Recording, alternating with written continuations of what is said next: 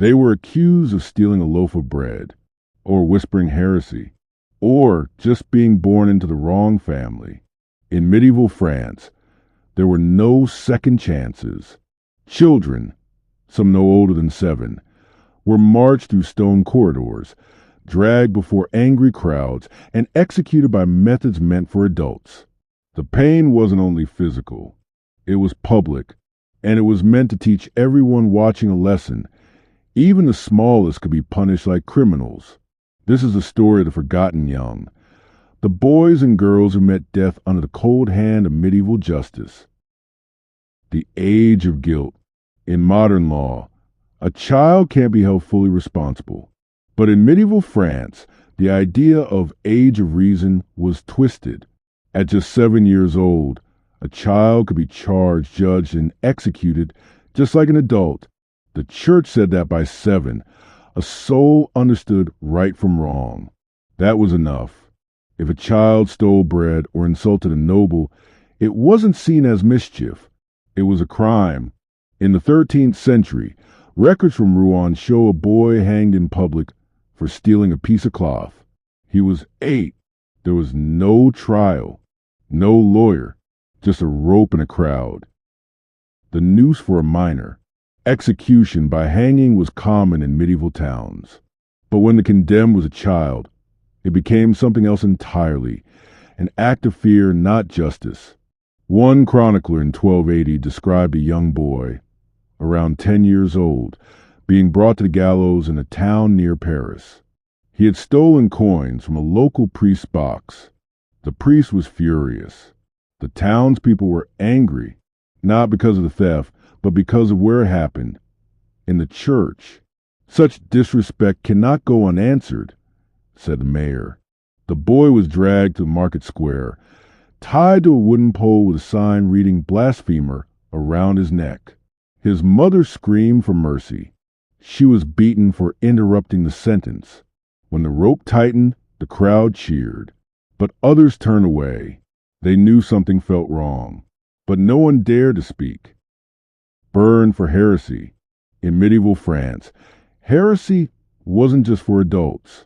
If a child was caught repeating dangerous ideas, like criticizing the church or doubting miracles, they could be labeled a heretic. In 1305, during a wave of fear over Cathar beliefs, a group of children in Carcassonne were accused of listening to their parents' anti-church talk and repeating it in the street. The youngest was 9. They were taken to the bishop's court. 2 were whipped in public, but the oldest, a boy of 12, was burned. They called it a cleansing. The town priest said, "Better 1 child burns than 10 fall to error." No one ever found out what the boy had really said. The public show. Executions were never quiet. They were events, meant to teach, meant to scare, especially when the condemned was young. In Bordeaux, a girl of 11 was accused of helping her older brother steal food from a merchant. Her brother escaped. She didn't. She was put in a wooden cart and paraded through the streets while people shouted thief and threw rotten vegetables. But the girl didn't cry. One account says she kept her chin up the whole time. At the scaffold, the town crier read her charges. Then the executioner cut her hair, tied her hands, and placed a noose around her neck. Before the rope dropped, she whispered something no one could hear. Some said it was a prayer. Others said it was her brother's name. Either way, the crowd fell silent when the trapdoor opened. Guillotine for the young. Though it's mostly remembered for the French Revolution, the guillotine was used on minors too. During the Reign of Terror, 1793 to 1794, paranoia ruled the streets. If you were suspected of opposing the revolution, or just related to someone who did, you could die. This included children. In Paris, a boy of 13 was guillotined after being caught tearing down a revolutionary poster. He didn't know what it meant. He was just playing. The report said he showed no remorse. They executed him 2 days later. The crowd was told, "Let this be a lesson. but many in the crowd wept. The boy who cried out. Some children were executed not for what they did, but for who they were. In 1422, during a time of chaos and shifting loyalties, a noble's young page boy was accused of spying for the English. He was 12. The soldiers tied him to a wooden pole and asked who sent him. He said nothing. They beat him. Still nothing. Finally, they marched him to the edge of the village and built a crude pyre. As flames rose, a soldier heard the boy say, "I only did what he told me." But by then it was too late. The soldier later wrote, "He died braver than any knight." Punishment without mercy. Sometimes punishment came from the local lord, not the king or the church. In small villages, justice was personal and often cruel. In Normandy, a wealthy landowner caught a peasant boy, maybe 10 or 11, picking apples from his orchard.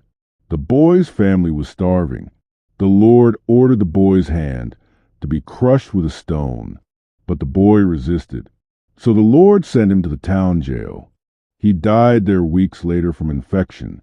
The official record simply said, "Property crime. Resolved." The girl who fought back.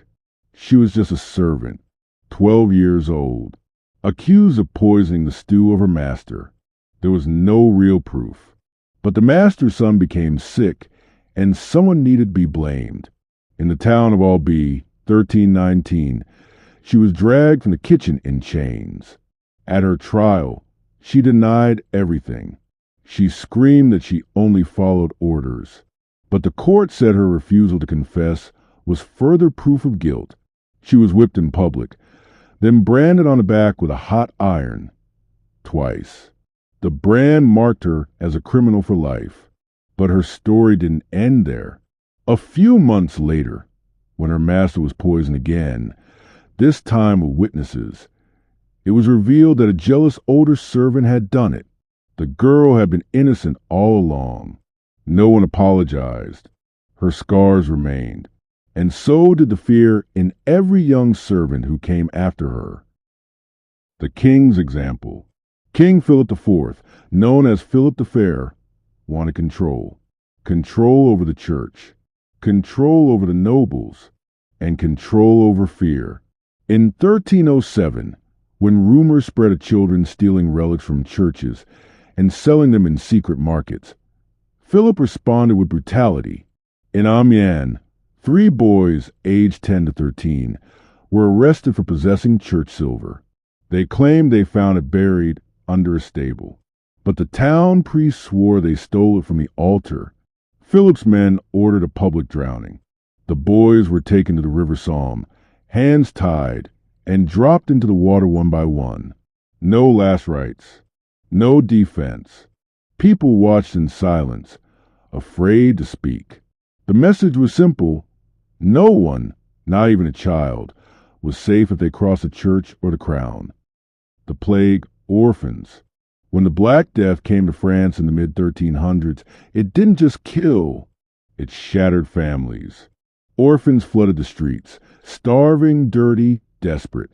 Some tried to survive by begging. Others stole. A few joined roaming bands of thieves.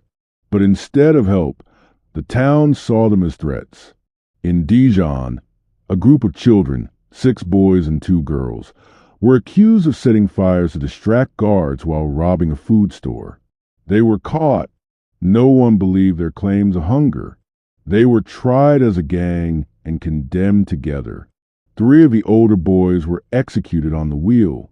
The younger ones, only 8 and 9, were locked in cages in the town square until they died from exposure. They called them plague rats. The boy with the broken voice. In 1385, a choir boy in Avignon was overheard mocking the Pope's Latin during rehearsal. A priest struck him. The boy responded, without thinking, "Maybe I sing better than you preach." It was meant as a joke, but the joke cost him everything. The church accused him of blasphemy. He was sentenced to tongue removal, a real punishment for religious offense. He was 10 years old. When the knife came, he screamed, not from pain, but betrayal. The same priest who once praised his voice now silenced it forever. He never sang again. The widow's son. After a nobleman's son died during a street brawl in Toulouse, blame had to be assigned. The real killer escaped. The city guards arrested a 15-year-old peasant boy who'd been nearby. He had no weapon, no blood, no history of violence. But the noble's family demanded justice. The boy's mother begged for mercy. She said he had been working all day, far from a fight. The judge said her tears meant nothing. They hung him in the square 3 days later. The rope broke the first time. He fell to the ground. People said it was a sign, but the executioner just tightened the knot and lifted him again. The widow screamed as her only son died. The next morning, the real killer was caught, but nothing was done. The law of blood. By the 15th century, some towns adopted a chilling idea. Blood pays for blood. If someone from your family committed a crime, the family could suffer too. In Rennes, a 14-year-old girl was executed because her father murdered a tax collector and fled. She had no part in it. She didn't even know. But when the soldiers couldn't find him, they took her. The mayor said, "The family must answer." She was burned at the stake to send a message. The crowd stayed quiet. Some cried, but no one stepped forward. She said nothing as the flames reached her. The forgotten names. Not all of these stories have records. Many of the children who died under medieval justice left behind no name, no grave, and no voice. We know them only through fragments, scattered notes in court scrolls, whispers in old chronicles, or silent crosses carved into stone walls. But their stories still haunt us, because they were more than victims. They were children, executed not just by law, but by fear, power, and silence. And even now, their deaths raise a question that never goes away. How do we let it happen? The cruelty of medieval justice wasn't always about punishment. Sometimes it was about control, and when the victims were young, the damage ran even deeper.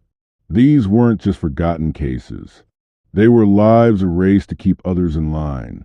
But history remembers, and so do we. Welcome to History's Wounds, where we uncover the pain history tried to bury.